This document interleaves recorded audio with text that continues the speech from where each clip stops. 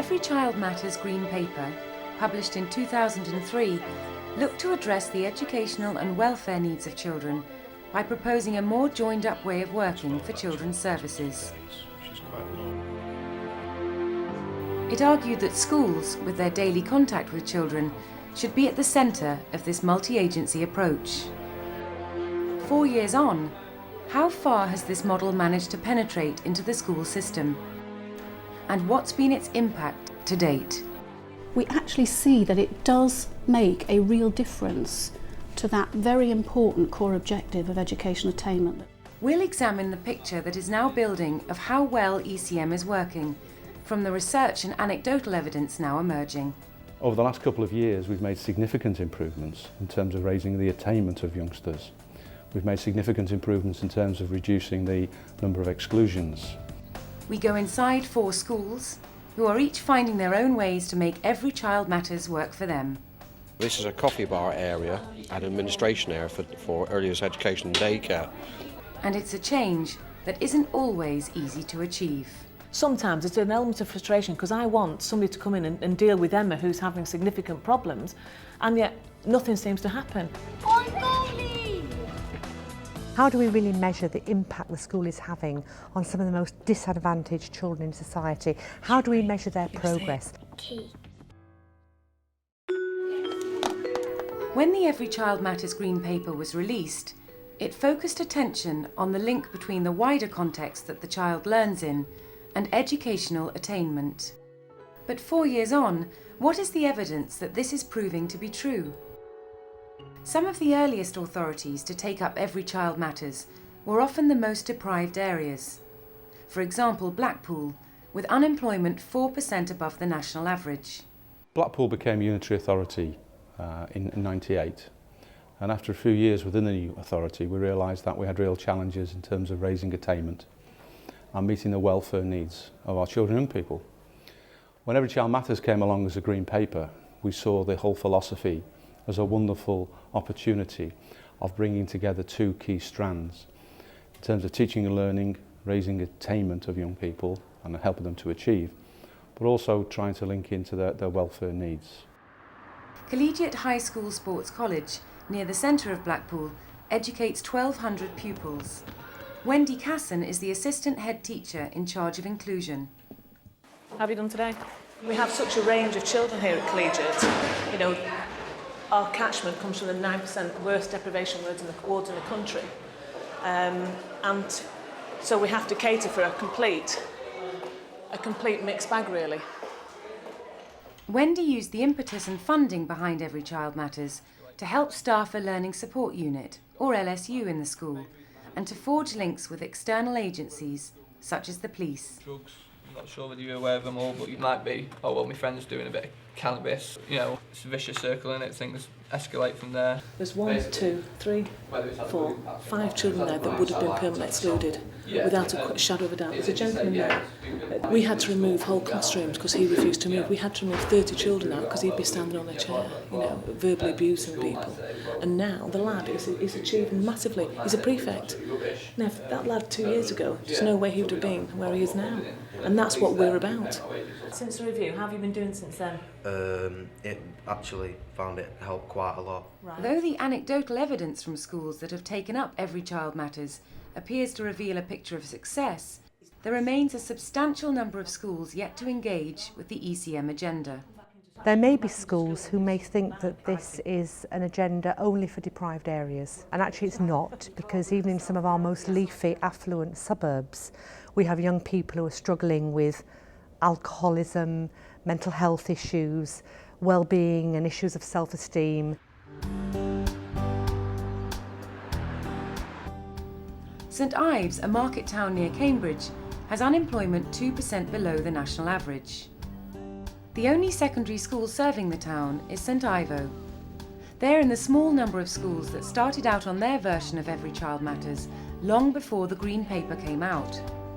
The services they provide try and cater for the needs of all the children in the school. He's quite old, he's losing his fur. Assistant head teacher Simon Crisp has set up a range of provision, including an animal farm, for children to visit at break times. It's definitely an opportunity for children who prefer to be in this kind of environment than out there in the playground. Children whose self-confidence might not be as high as others get a great deal from this kind of caring environment. So it's ensuring that we've got a wide range of activities that do cater for all the needs that exist in an 1800 comprehensive. A key element of their Every Child Matters strategy was to bring in some additional staff focused on inclusion. We've got 2 full-time workers. We've got an inclusion manager and an inclusion worker who work 5 days a week, plus another worker that works 2 days a week. And typically they would be working one-to-one with students, and the range of need from those students varies from students who have perhaps a very low self-esteem to students who might be presenting behavioural issues around the school, to high need students. St Ivo's Every Child Matters work relies heavily on the funding they get as an extended school. And Simon passionately believes that you can't have ECM without extended services. I think extended schools came out of the ECM agenda. The challenge for us was to look with those 2 parallel aspects, whether there were gaps in our provision. So it was looking at what we already had. And what it's done in most cases is just give us the confidence to continue with providing those kinds of opportunities for children. I'd think about it all the way home, and when I got near the corner... Like Collegiate High School in Blackpool, their efforts seem to be paying off. There's quantitative data in terms of looking at exclusion rates which remain very, very low compared with national averages. Though the agenda is still in its early days, the 2006 GCSE results seem to show a link between ECM and raising attainment. There's a full 5 percentage point difference in terms of the GCSEs grades A to C between the national average and those fully extended schools. So we actually see that it does make a real difference to that very important core objective of education attainment. But despite this evidence of a positive impact, uptake of the Every Child Matters agenda remains patchy. You've probably got a third of schools in this country who are really beginning to motor on the agenda, a third who are starting to take it up and become excited by it, and a third who are just beginning the journey. But what can we learn from schools that have taken up ECM about the key factors that are crucial to making it work? Research so far confirms the importance of the leadership team. Although we're going to see different approaches and different models emerging across the country as localities really get to grips with this, there is really at the heart of it one ingredient for success, and that's the school leader. If the leadership isn't right, then it's very difficult to take people with you. And not only the leadership at the top, but leadership at all levels. And the ability for the leader to actually empower other people to take on other leadership roles to contribute to the whole. So heads who are seeing this not as a bolt-on, but as an absolute bedrock of the vision they're building for their schools are those that have been successful in this agenda. Within school, our leadership team probably has areas of responsibility that fit into the LEA plan. I think every child does deserve their little bit of sunshine. They deserve to come into school, and no matter what they're leaving behind, whatever then they deserve to have the opportunity to come into school and learn. The parents' feedback was very positive, but also just how impressed she was with the way the pupils showed off the work and actually talked about the learning that had gone on. Another common factor is the way schools allocate their resources between teaching and the wider support activities. I would say it's probably about 60-40 in terms of the teaching staff budget, 60% in terms of directly related to learning, if you like, if you can separate it like that, and about 40% to supporting young people.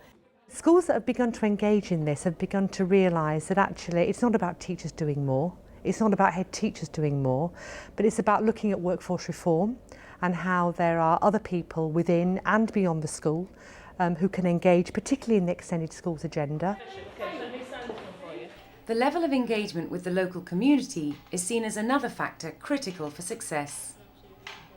And this can include a conscious effort to recruit staff who come from the locality, like Wendy Casson at Collegiate High School. She's Blackpool born and bred, and she understands the Blackpool scenario, because it is different.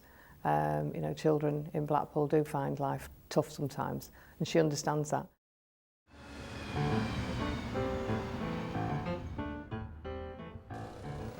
A short walk away from Collegiate High School in Blackpool is one of its feeder schools, Boundary Primary School. Head teacher Dale Harrison joined the school in 2004, when the school was in special measures. His philosophy was that to improve standards, the school had to cater for the needs of the whole child. Dale has also seen the importance of using staff from the local community and has put one person in charge of child protection and inclusion, Lavinia Anderson.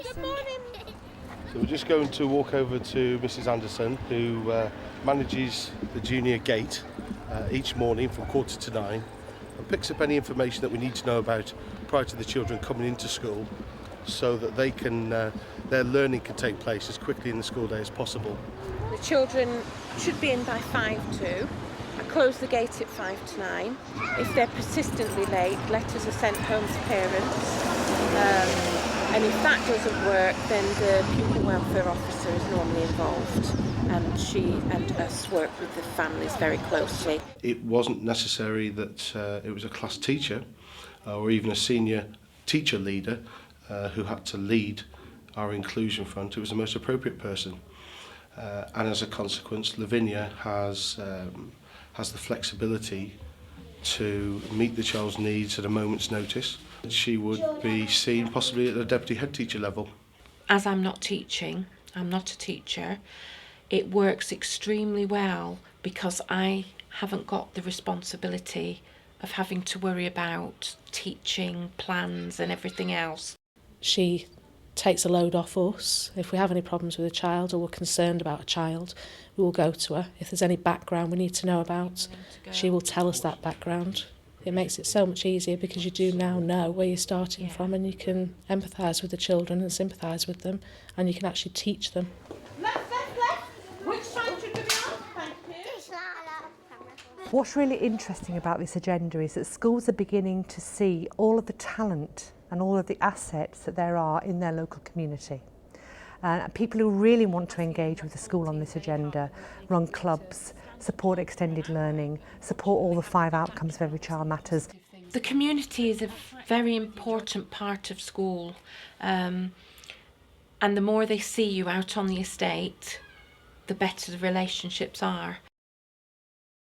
So far, because obviously this statement will evolve. On top of leadership, resource allocation and community relations, the other key factor identified as vital to making Every Child Matters work is the effectiveness of the links between the various children's services.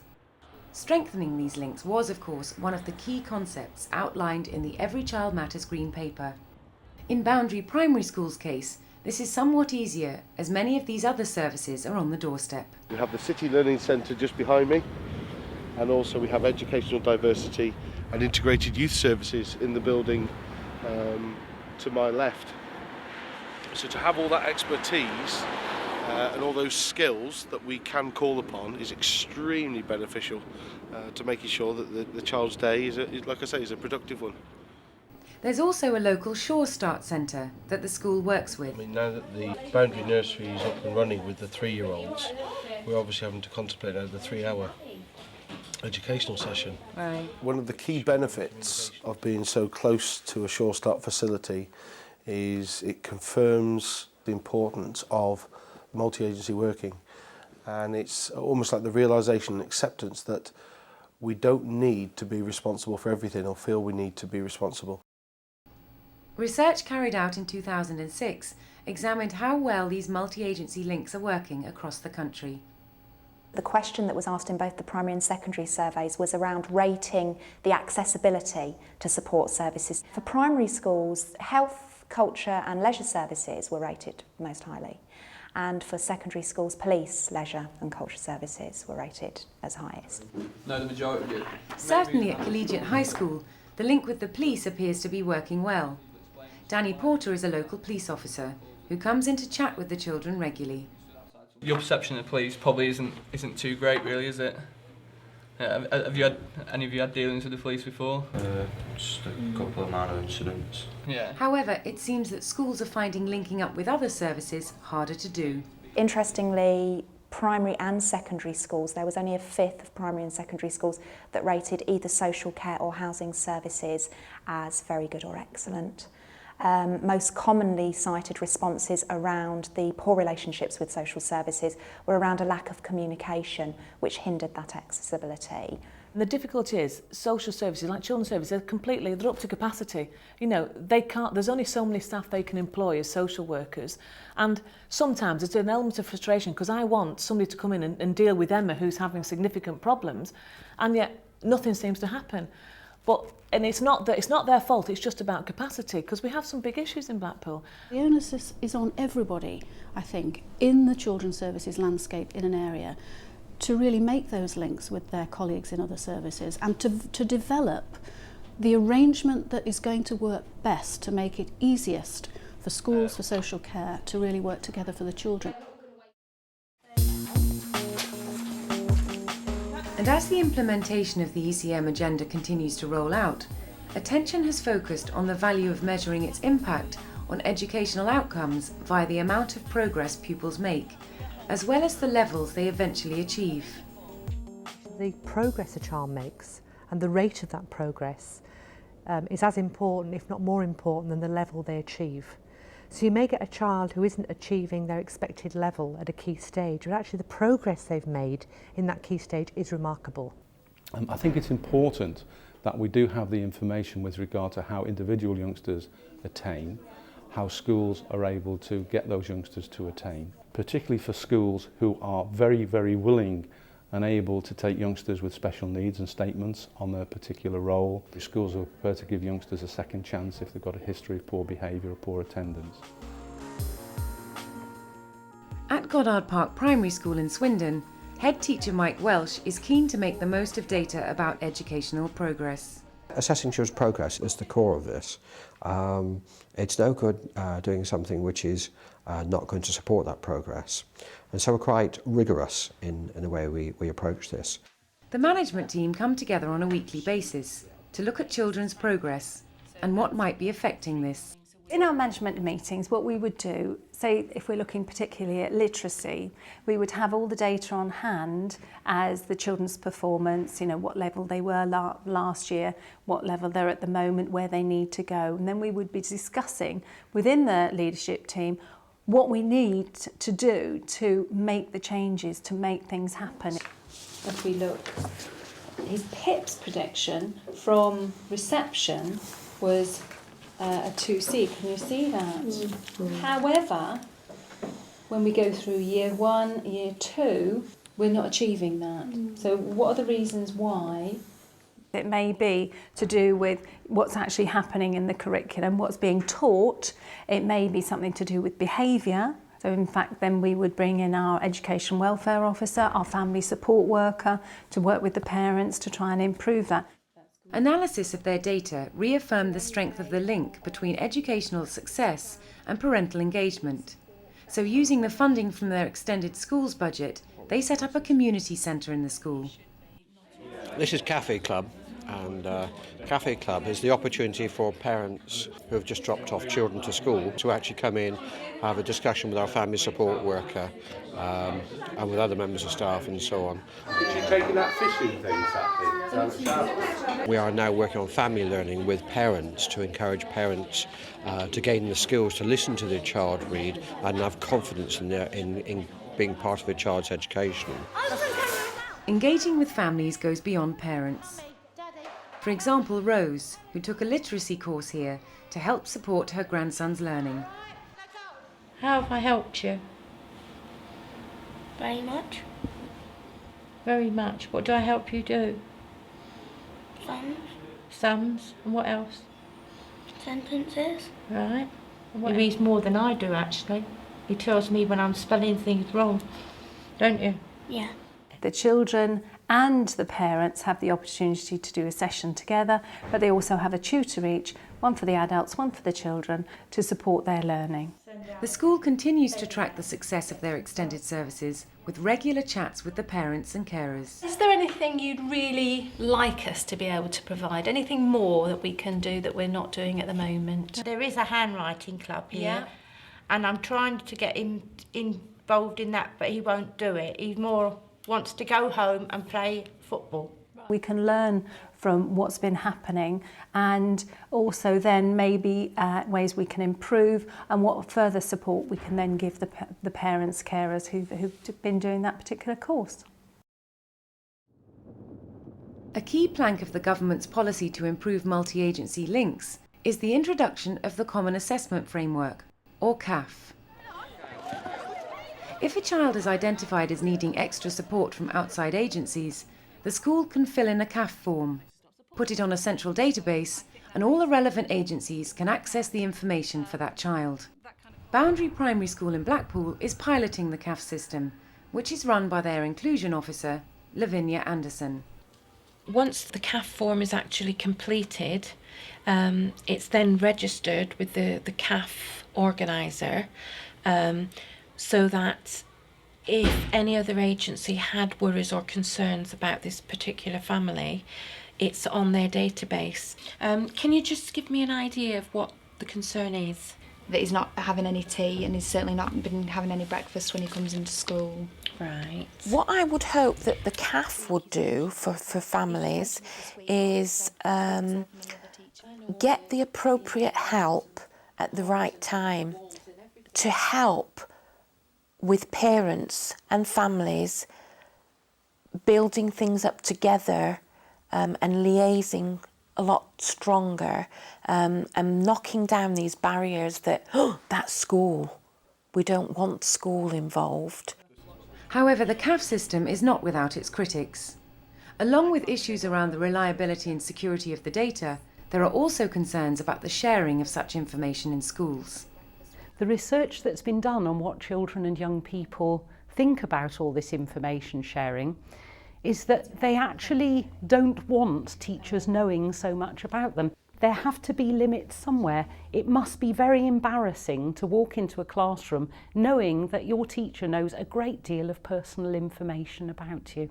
Despite concerns about various aspects of the Every Child Matters agenda, it seems that schools that are fully embracing it are showing it can help to improve standards. As it continues to roll out, the challenge is for those schools that are doing it well to transfer their knowledge. One model demonstrated is for the larger secondaries to share expertise with their feeder primary schools.